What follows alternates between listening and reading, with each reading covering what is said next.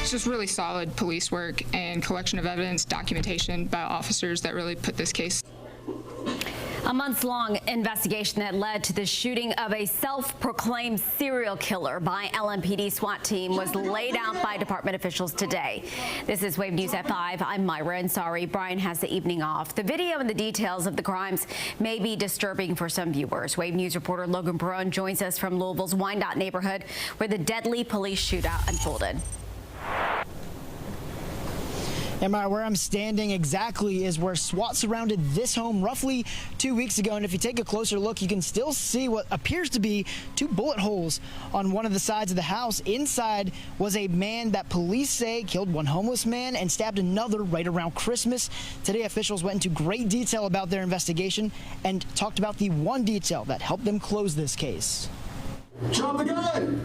A single round Shot. put an end to a lengthy standoff. Back to the location, unarmed, put your hands up. And what LMPD says was a gruesome murder and a string of attacks on homeless people in Louisville. This homicide investigation is a very disturbing case. On Wednesday, the department released the video of a deadly SWAT shooting on Whitney Avenue and the details of how they got there. It began on December 21st with a Reddit post. Within a week, a homeless man was stabbed and the mutilated remains of Michael Howard were found. LMPD says Howard's remains had symbols carved into the body. 8 of his toes were cut off, one of them missing, and other body parts were removed. Police had little to go on until an eagle ear detective and an interaction nearly a year ago helped identify 21-year-old Michael Herstov as a suspect. We didn't have any witnesses. We had no video from this homicide, and so that is what solved this case. Herstov was seen in this June 2025 body camera video wearing body armor, a detail consistent in other accounts of attacks and harassment against homeless people. Surveillance video from a second stabbing shows the suspect on a scooter. The same month, Herstov crashed his scooter and received help from police. A warrant in March led to the discovery of that scooter, Howard's blood on Herstov's backpack, and a photo of a singular severed toe. Cell phone location data also puts him at the scene of the stabbing. And that eerie Reddit post traced back to an IP address at Herstov's home.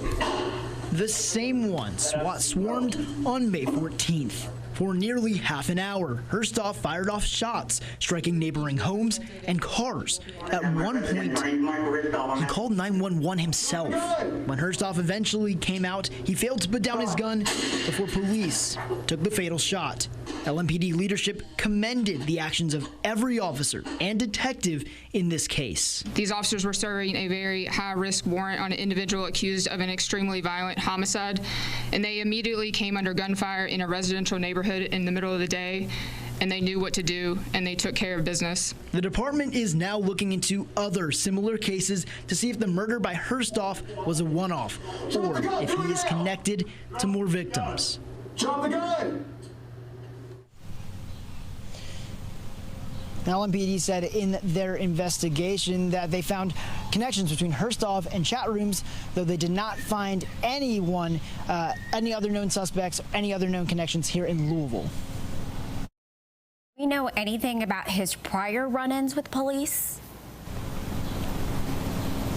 Well, Mara, LMPD, they didn't really give any specifics on that. They did say that federal law enforcement had come into contact with him several years ago for threats that he had made. They had also said that as of this investigation, a FBI is involved. They're looking into any connections with extremist groups. We're live in the Wyandotte neighborhood. Logan Perone, Wave News. All right, thank you.